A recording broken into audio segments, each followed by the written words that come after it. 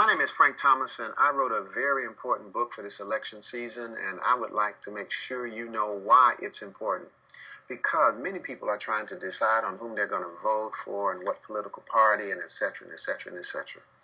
I have one very critical, criteria that I'm looking for in the person that I'm willing to vote for. This is the criteria. I want to know, what are you going to cut from your constituency, from your political base? In other words, everybody talks about cutting the budget. We're going to cut the budget. We're going to reduce the deficit. First of all, we get no specifics. And then generally we talk about what we're going to cut out of somebody else's either, constituency or area. So we never get down to the real talk, because if it's prospering our own constituency, we don't want to cut that, because we can't win if we cut that. So when we talk about cutting, we're really talking about cutting other people's stuff, programs and things that don't affect us.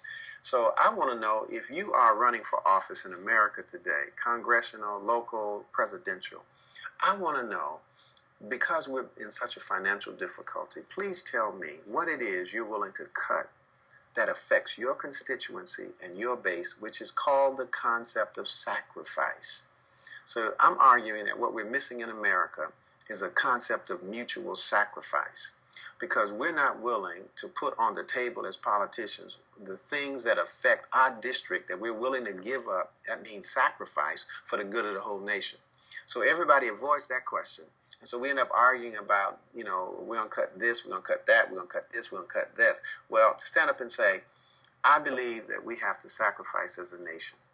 And based upon that, we have to, across the board, even in the areas that affect my district and my constituency, we must be willing to give up these things to reduce the deficit and live the American dream. I am looking for a politician that will tell the American people the truth. For example, this is the truth, that our jobs, many of them have gone overseas and they're not coming back.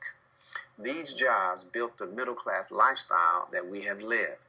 These jobs are not coming back. When you tell the American people these jobs are not coming back, then we can stop messing around with old solutions that don't work. If you don't mind, let me give you two solutions that we've used in the 20th century that do not work in the 21st century. Let me get the Democrats first, so you understand I'm an equal opportunity critiquer. The Democrats, many of them believe that we have to use government to create jobs. It's very difficult to use the government to create jobs because it's so expensive. The government has a hard time creating jobs, and yet many Democrats are still proposing this old 20th century idea that the government can produce jobs. Let me get the Republicans. Republicans are running around with this tax cut idiocy that we're going to cut our way into prosperity. Why do I say it's idiocy? Because when you give, in my opinion, and I could be wrong, but I don't think I am, when you give rich people tax breaks, they say, well, you give rich people tax breaks and they're going to create jobs. Well, where are the jobs? What I discover is rich people tend, in corporations, they tend to build their cash, they tend to invest their money overseas, they buy back their stock, they do all the things with that increased cash to benefit them, not benefit necessarily the nation. But for Republicans, that's an old 20th century idea that we can tax cut our way into prosperity, and this trickle-down economics. I don't believe it, all right? In my book, I talk about this. You need to get this book. You know I'm controversial. Yes, I'm controversial. We need 21st century ideas to the economic, political, and social problems that we have in this nation. And we have politicians, Democrat and Republicans, giving us old 20th century, the same old warmed over ideas that did not work as to how we went into the Great Recession in the very first place.